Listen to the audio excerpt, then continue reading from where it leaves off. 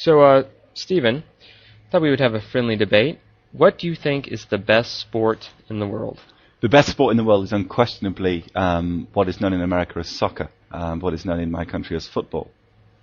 Yeah, well, we'll call it football. I think football's good. Okay. It is a good sport, but I'm sorry, it's just not as good as baseball. Really? I'm quite surprised to hear you say that because you did mention, I believe the question was the best sport in the world. Yes. Yeah. Whereas baseball isn't anywhere nearly as widely appreciated worldwide as football is.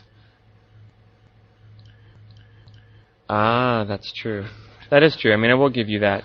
But a lot of countries do play baseball. It's popular in Asia. They do indeed, yeah.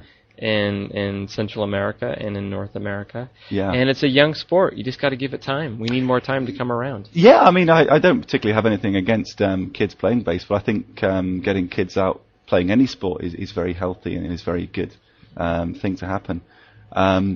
But I've got to say, I mean, for young kids, particularly in developing countries where they perhaps need a lot more equipment to play baseball, I think soccer is much more accessible than baseball in terms they only need a ball, a field, a street even before they can get started. Well, it's kind of true. I mean, but in baseball, you just need a stick and a rock. Yeah, you could do it like that, yeah. But, I mean, okay, one thing I think that how baseball is better than football is that in baseball, it's more democratic in that everybody has to bat. You can't have a prima donna star. I mean, you can have stars, but everyone's got to swing the bat. And, in soccer, if you're a fullback, if I'm using that correctly, if you play back by the goal, you're kind of just lagging back there. You're not gonna score or anything.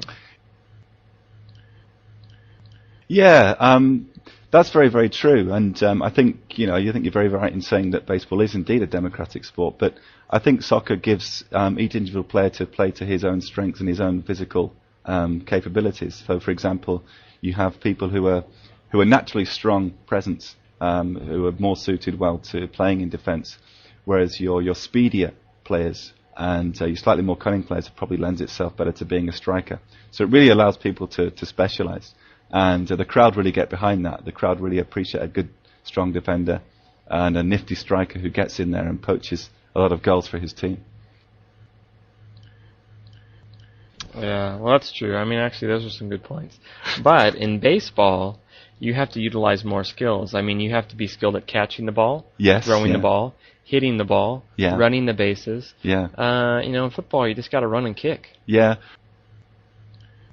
But I mean, to be honest with baseball, that's it's not really doing anything that cricket never did. For example, all of those skills were, employed in a sport that was invented way much longer ago than baseball ever was. Yeah, that is true. You got me on that one. So anyway, well, I like football, but I have to stick with baseball. That's fine. I think we can agree to disagree.